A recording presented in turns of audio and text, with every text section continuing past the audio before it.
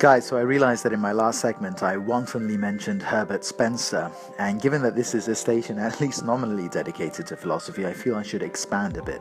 So Herbert Spencer was a English philosopher from the latter half of the 19th century, and he's mostly famous for taking the idea of evolution, Darwin's Evolution, the origin of the species was published in 1859, I think, and taking evolution as a concept beyond just biology and starting to applying it to every other discipline, from physics to psychology to most notably sociology.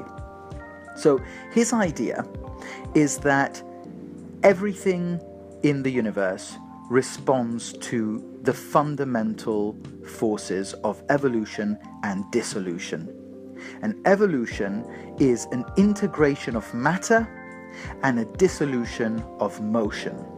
So basically, he says that everything from the formation of a planet from a nebula to the formation of mountains from a plain to the creation of organs from the amorphous blob of an embryo to the integration of individuals into families, into larger social groups, into villages, cities, nations, and eventually maybe even a global society. That's all the flow of evolution. And what characterizes the flow of evolution is that your starting point is an indefinite, incoherent, and homogeneous blob, like a nebula in space, right? What does that mean? It's homogeneous because all of its different parts are the same, indistinguishable.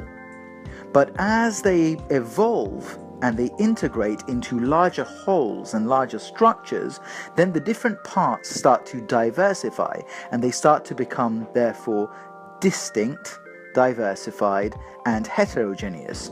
A classic example would be how, you start with a hunter-gatherer society where everyone kind of does the same thing. Everyone hunts and everyone gathers.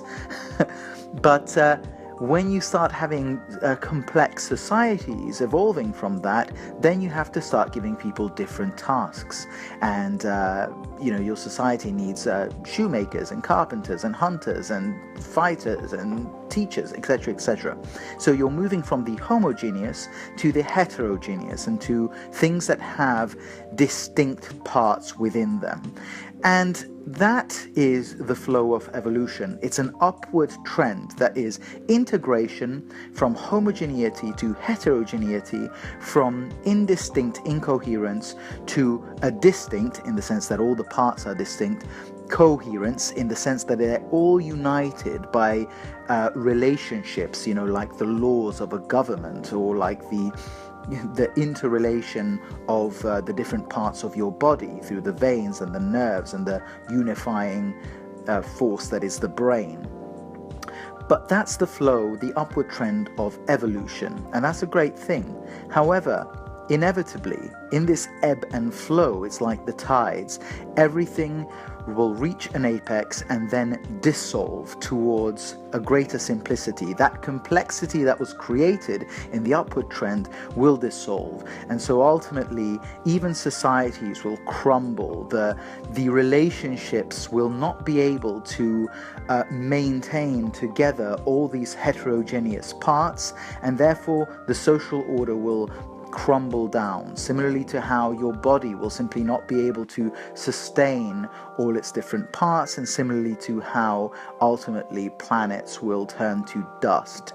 So there's an ebb and flow, an upward and then a downward trend that characterizes all of nature.